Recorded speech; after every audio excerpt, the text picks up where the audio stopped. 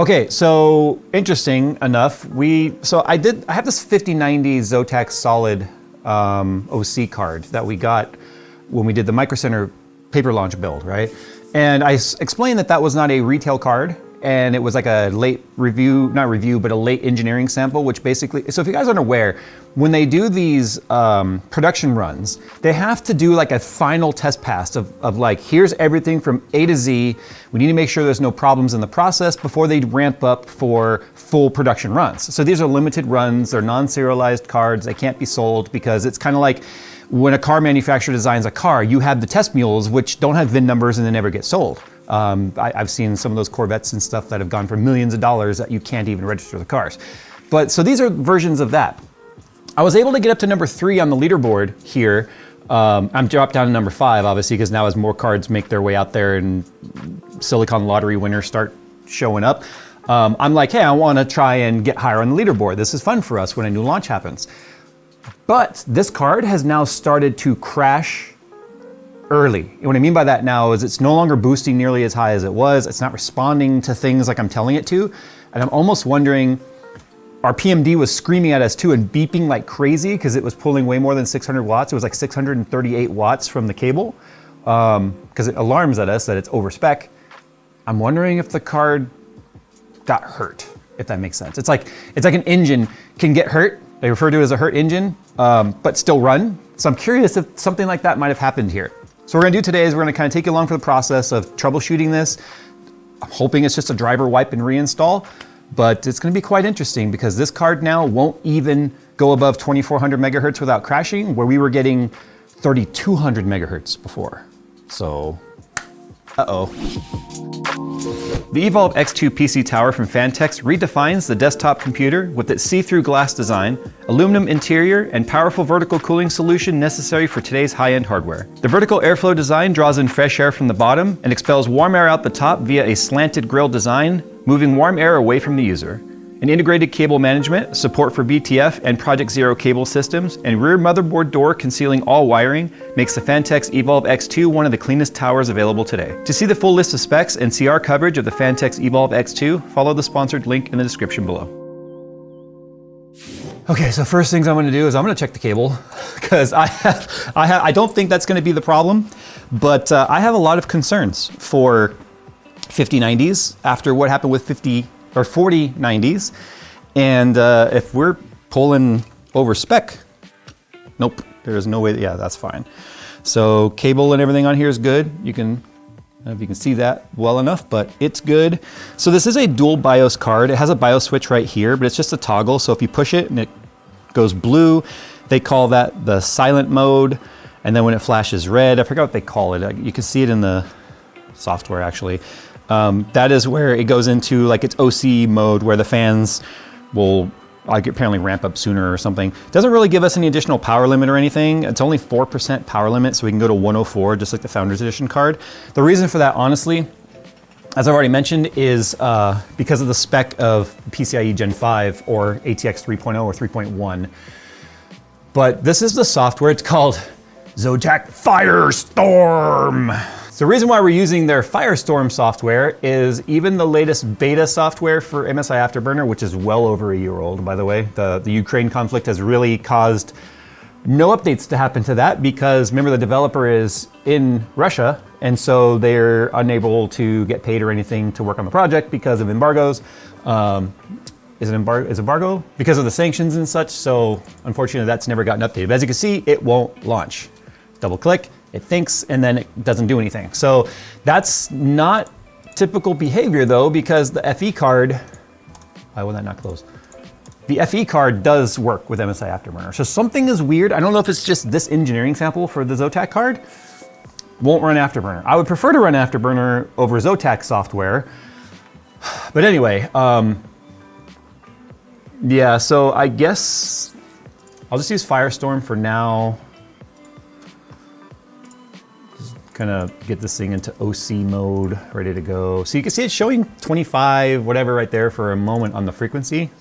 25, 35, 25, 20. Now that's all at stock, right? Now I was able to go plus 275 on the boost and the GPU megahertz. I don't know why they're separated. they are with this software, and I've tried it both ways. Memory, we do have a voltage slider here, but I think it's really just a curve, and then we have our power limit. But putting in the settings that were working just fine, nothing, like it kept crashing on me no matter what I did. So I just want to see what it's boosting to here in a raster test. Okay, so those going to 2872, which makes sense. So I should be able to go plus 275 right here. There's 3037. Let's go max power limit. There's 3047. We also need to ramp this fan up real quick because obvious reasons, overclocked. This cooler does cool better than the FE card. Now the FE card is awesome for a slim card, right? 2 slots is considered slim these days. But obviously all these AIB cards are going to far outperform the Founders Edition card. So right now it is actually boosting like it's supposed to. If I max out this, will that freak it out? No, that actually bumped us up a bin for a moment there. Oh, see, we just crashed right there. Now that could be temperature related because as I've shown, like getting the AC on this and really cooling it down can significantly improve the stability stuff.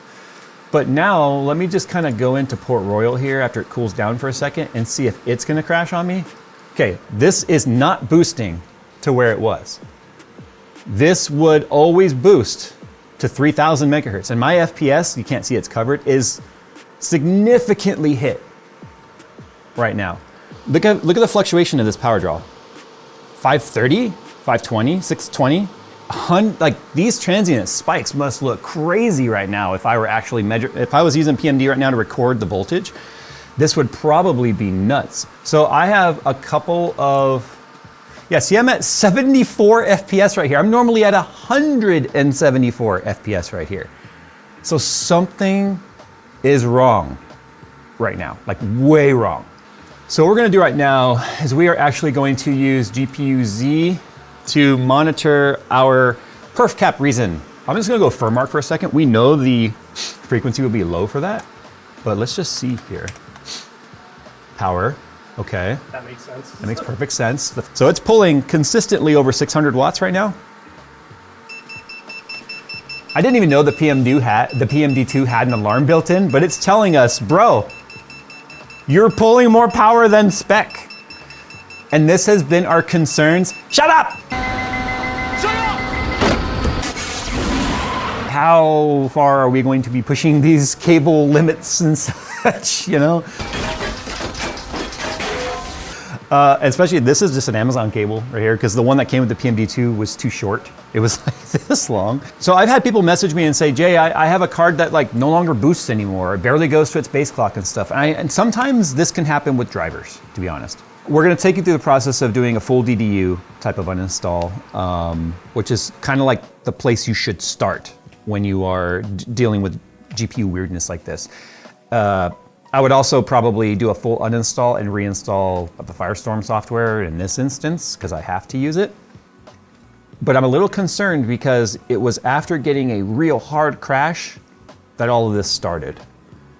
So a full software wipe would be the free and easy place to start, which is what we're gonna do after we see what the perf cap reason is that it shows us in GPU-Z.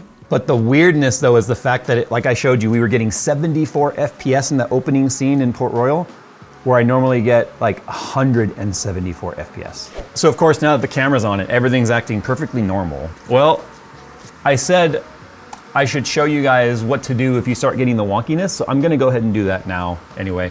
We have shown this 100 times and we'll show it 100 more times if necessary, but download DDU, which is display driver uninstaller, go into launch option and go into safe mode recommended. You don't necessarily need the networking. And you're gonna reboot in safe mode. Windows has removed the reboot in safe mode option, but fortunately DDU can do it because you need to truly be in safe mode to get all of the remnants of the driver removed. So we're gonna reboot in safe mode. We are going to unplug our Ethernet so we are not online. And the reason for that is when you reboot the system, You don't want Windows to automatically go and try and fetch a driver, because Windows will always fetch a very old driver. And then when you try and install your new driver over the top of that, you can get the same problem of is if we had just reinstalled it from the OS with a clean install button, is some of those driver files get left behind. So by removing the internet, Windows will not try and fetch a driver from the internet. It will just run a basic VGA driver until you load one, which is what we are going to be doing right now. So it's loading us into safe mode. Display driver uninstaller is automatically open. So we are going to say that we're removing a GPU from the device type. This is actually a pretty good measure. In fact, this is something Steve had said he recommends, is even though we're uninstalling an NVIDIA driver, uninstall the AMD stuff too, because sometimes Windows will fetch that as well. So we are going to do a clean install, or clean and do not restart. That's because we're going to be removing more than one thing. Uninstall is done. No, we do not want to exit, because I'm also going to be removing the NVIDIA driver. And now we can do clean and restart as long as the internet has been disconnected. If you have wireless, maybe when you boot up, quickly go into your connection, right click, and then disable the Wi-Fi, because you don't want, if Windows auto installs a driver, it's putting back the stuff we're trying to take off, so we have control over what files get put in there. Another problem with the auto install is that it could try to auto install while you're installing the newer driver, and then you get a conflict. I actually have noticed the last couple times I forgot to unplug that, and that happened. It installed while the other installer was going. It didn't actually say, hey, there's already a driver installer running. It just went. Yeah, I've ended up with like mixed versions of components, like PhysX from the newer driver and then the display driver from the older one. So because we're disconnected from the internet now, we can go ahead and run our latest driver, which I downloaded. So I was just verifying on my other test bench here that we are in the latest version, 5.7.2.16, and we are. So I'm going to install the driver. I don't want the NVIDIA app. I'm just going to install the driver. And even though we just uninstalled everything, we're still going to click custom next, and we're still going to perform a clean installation. That's just good standard operating procedure to always do that. Because then that will, if anything did accidentally start to get put back in by Windows for whatever reason, it should clean some of those files off. But ideally, we always want to make sure we are installing from a clean slate, no leftover properties from previous drivers and such. Yeah, so our FPS now is all foobarred again. It's only in the 80s. It should be 100 FPS above that. See, what was the GPU frequency? 915 is what we were locked to. It's almost like it's the Firestorm software causing it. I really believe that. But I cannot overclock this card without it. So it's a just foobarred situation. No other software right now will run with this card. So yeah, it's still not behaving right. So if I look at 3D Mark right here, when I did my run, it was only going to 2385, 24, but I have my overclock applied. So it absolutely should have been going into the 28s. So I don't understand. I mean, look, even right here, it's like you can see it's like locked to this weird number. The 5090 OC, or the 5090 solid OC by Zotac accounted for almost all the 5090s at Tustin, which, I mean, there were 65 cards, I believe, and I think there was like 5 founders or something like that. Almost all of the rest were Zotac. So if the software is this bugged and it's caused this much of a problem, especially when it does the 915 megahertz thing, there needs to be a big fix for this. I'm a little concerned because like right now I have an overclock applied, but it's not applying it at all. In fact, it's not even boosting up as high as it was before touching it. I think this is software related. And I've seen this kind of thing happen with like EVGA's old software actually. EVGA with Precision X was all kinds of buggy. Like as much as I loved EVGA, their software was bad. In fact, leaving it running could take a several thousand point hit by just leaving it on because of the polling of the GPU. So I decided to try the quiet BIOS, and I got to the desktop and then the screen went black. Okay, so going to the quiet BIOS, which you can see I'm on now, it is giving back the frequency that we lost. I don't know. This is some pretty bad software if you want to know the truth. Yeah, has my overclock applied? That should have been in the 39,000 range. It's 38,020. What's interesting is it's not showing me the average FPS and stuff, or average frequency and stuff like it normally does right there. So that's what's odd. Like normally it shows that stuff. It's not even showing the frequency of the CPU or the GPU. That is really weird because that's how I was showing a moment ago. It was 915. It was really locked to a weird number, right? Or showing it was 25. So why isn't that showing up? But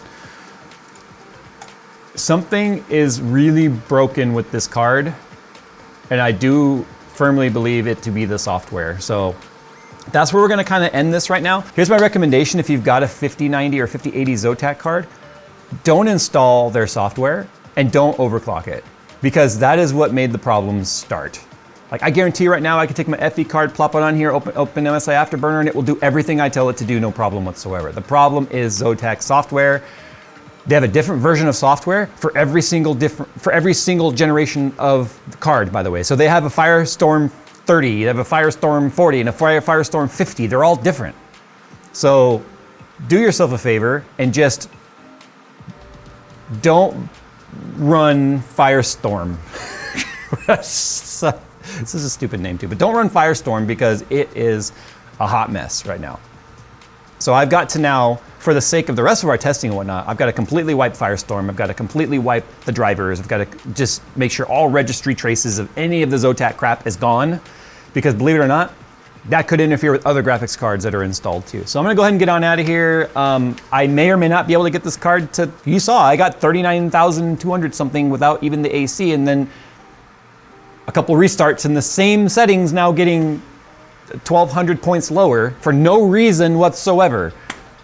Well, there is a reason. It's their bad software development team. So it's too bad. You pay, what, $2,400? I think this card was $2,400 MSRP at Tustin, the people that bought it anyway. Anyone that's buying them now at a inflated pricing is getting an even shittier experience for an even shittier price. Welcome to 2025.